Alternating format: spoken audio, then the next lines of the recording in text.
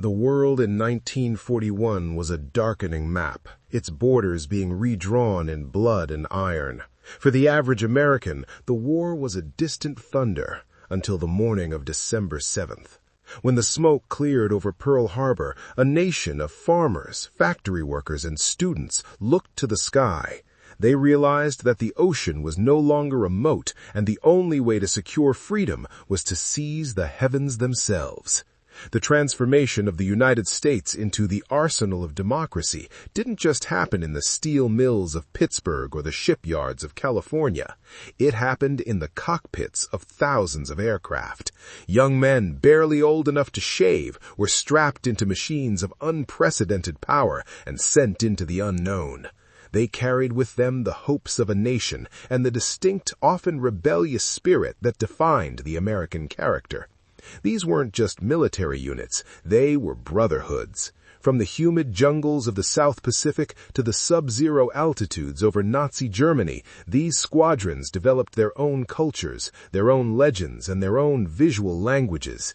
They painted their planes with shark teeth, skulls, and pin-up girls, turning mass-produced machines into personal extensions of their own defiance. This is the story of 7 such units. These are the men who flew until their engines screamed, who held formation while their wings were shredded by flak, and who paved the way for the world we live in today. They were the tip of the spear, the knights of the industrial age, and their stories are etched into the very clouds they once conquered. The Mercenaries of Mercy. The Flying Tigers. 1st American Volunteer Group, AVG. Deep in the sweltering, mosquito-infested jungles of Burma, a group of Americans was fighting a war the U.S. hadn't even officially joined yet. These were the Flying Tigers, a collection of pilots who had resigned from the U.S. military to fly for the Chinese Air Force. They were led by Claire Chennault, a tactical genius who understood that the Japanese A6M0 was a masterpiece of agility that could outturn any American plane. Chennault knew that if his men tried to dogfight the Japanese in a traditional way, they would die. He taught them a new philosophy: never stay and turn. His pilots flew the P-40 Warhawk, a heavy, rugged fighter that could dive like a lead weight. They would climb high, wait for the enemy, and then scream down in a single devastating pass. This dive and zoom tactic changed aerial warfare forever. The imagery of the Flying Tigers became the first great icon of the war. To intimidate the enemy, they painted terrifying shark mouths on the noses of their P-40s.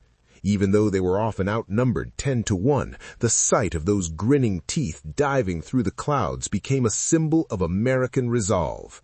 For a public back home reeling from the loss of Pearl Harbor, the Tigers were the only ones punching back. Life at the Kunming Air Base was anything but glamorous. The pilots lived in primitive conditions, dealing with constant heat, malaria, and a chronic lack of spare parts. They were masters of cannibalizing broken planes to keep others flying. Despite this, their kill ratio was staggering. They destroyed nearly 300 enemy aircraft while losing only 14 of their own in combat. The Flying Tigers weren't just pilots. They were the first line of defense for a free China and the first Americans to prove that the Japanese military was not invincible. They fought with a volunteer spirit, a mix of professional skill and reckless bravado. When the group was eventually absorbed into the U.S. Army Air Forces, the legend of the shark-nosed P-40 was already immortal. Today, the Flying Tigers represent the can-do attitude that defines the American military mythos. They were the pioneers who took an underdog machine and through sheer tactical brilliance dominated the skies. Their legacy reminds us that victory isn't just about having the best equipment, it's about how you use it when your back is against the wall. The Whistling Death, the Jolly Rogers, Navy Fighting Squadron 17, VF-17. In the naval tradition, the Jolly Rogers were the buccaneers of the Pacific. Led by Tom Blackburn, VF-17 was tasked with mastering the F-4U Corsair, a plane with a massive propeller and distinctive inverted gull wings. It was a beast of a machine, so difficult to land on a carrier that the Navy initially rejected it for shipboard use. Undeterred, the Jolly Rogers took their bent-wing birds to the land-based strips of the Solomon Islands. The Corsair earned the nickname Whistling Death from the Japanese because of the eerie sound the wind made passing through its wing root oil coolers during a high-speed dive. The Jolly Rogers leaned into this predatory image. They painted a white skull and crossbones on the engine cowlings of their planes, signaling to the enemy that they were entering a fight where no quarter would be given. The Solomon Islands campaign was a brutal war of attrition. The Jolly Rogers operated out of Ondonga, a strip of crushed coral and mud. The humidity was so thick it could short out a plane's electronics, and the jungle was always trying to reclaim the runway. Yet, from this primitive base, VF-17 became the most lethal Navy squadron of the era, downing 154 enemy planes in record time. What made the Jolly Rogers unique was their aggressive teamwork. Blackburn drilled his men in section tactics, ensuring that no pilot was ever truly alone in the mush of a dogfight. They protected each other with a ferocity that mirrored the pirate code they adopted.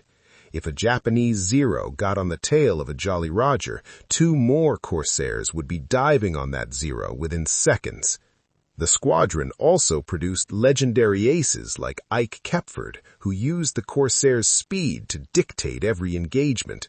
The F-4U was faster than anything the Japanese had, and when flown by the men of VF-17, it was an apex predator.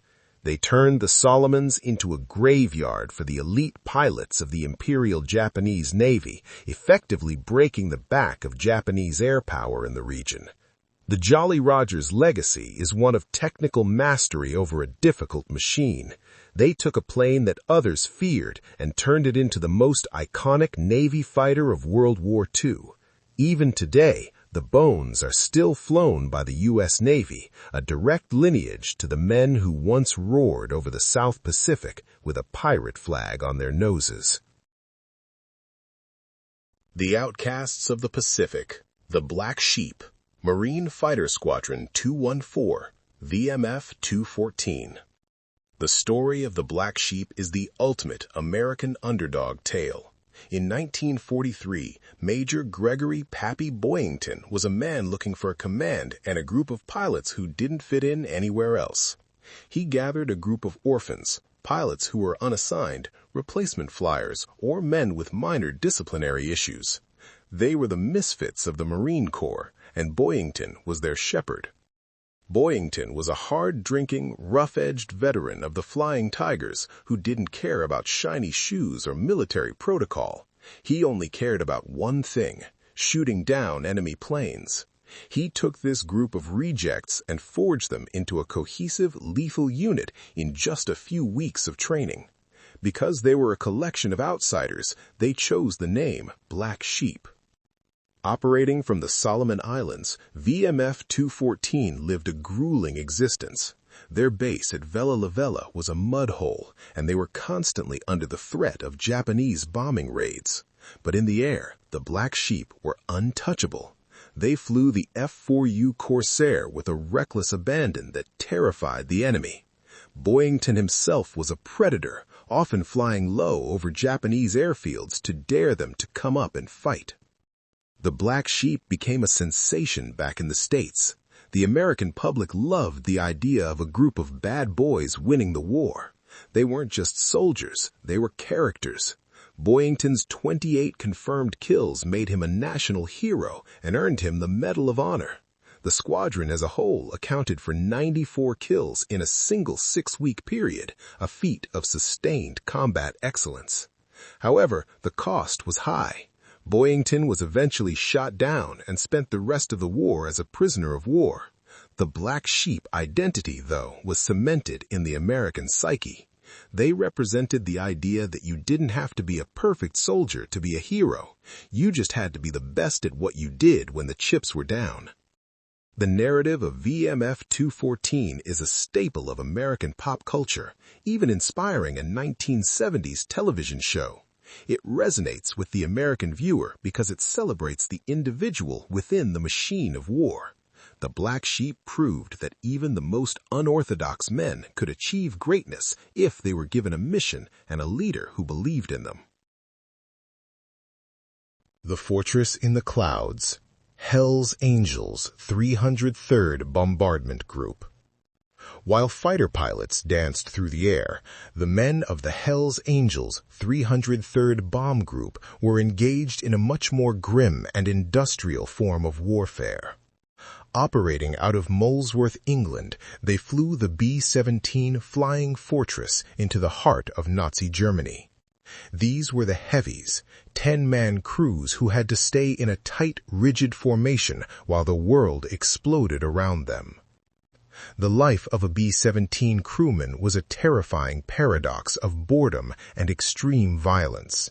They would fly for hours in sub-zero temperatures, breathing through oxygen masks that could freeze shut, only to be met by a wall of black flak clouds over the target.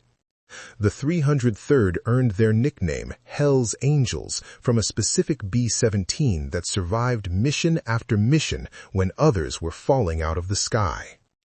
The Triangle C on their tails was a beacon of hope for ground troops and a target for the Luftwaffe.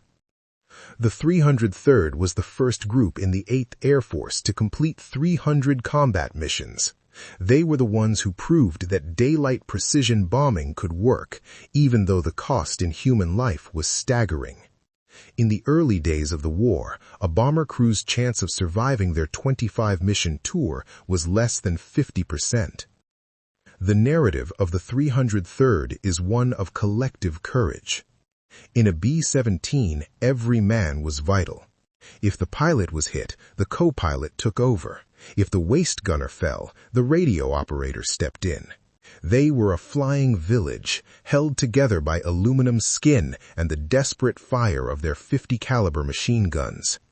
They endured the Black Week of 1943, where the 8th Air Force lost hundreds of men in a single series of raids. The Hell's Angels were the first to reach the legendary 25-mission mark with their namesake aircraft, Hell's Angels, finishing before the more famous Memphis Belle. This milestone was a psychological turning point for the U.S. Army Air Forces. It showed the boys back home and the crews in England that it was possible to go into the fire and come back alive. For American viewers, the 303rd represents the industrial might and the stoic endurance of the greatest generation. They didn't have the speed of the fighters, they had the weight of the war on their shoulders. Their story is a tribute to the citizen soldiers who braved the most dangerous skies in history to dismantle the machinery of tyranny. The Red-Tailed Angels, the 332nd Fighter Group. The pilots of the 332nd Fighter Group were fighting two wars, one against the Luftwaffe in the skies over Europe and another against systemic racism at home. Known as the Tuskegee Airmen, these African-American pilots had to be better than their white counterparts just to be allowed to fight. They were trained in the segregated South, overcoming immense skepticism to become some of the most elite aviators in the world.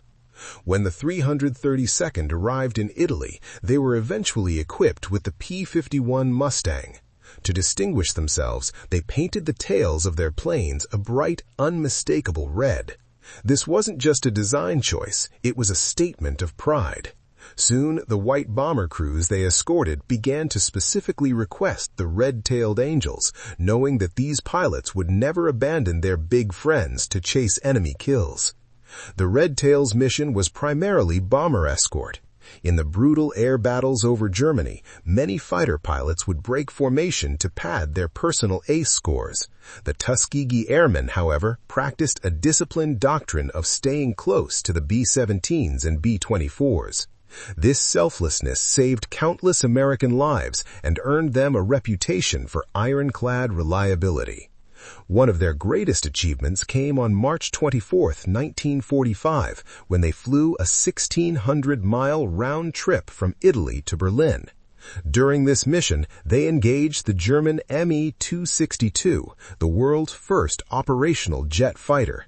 Despite the jet's massive speed advantage, the Tuskegee Airmen's superior training and tactics allowed them to shoot down 3 of the Nazi wonder weapons, proving their mastery of the air.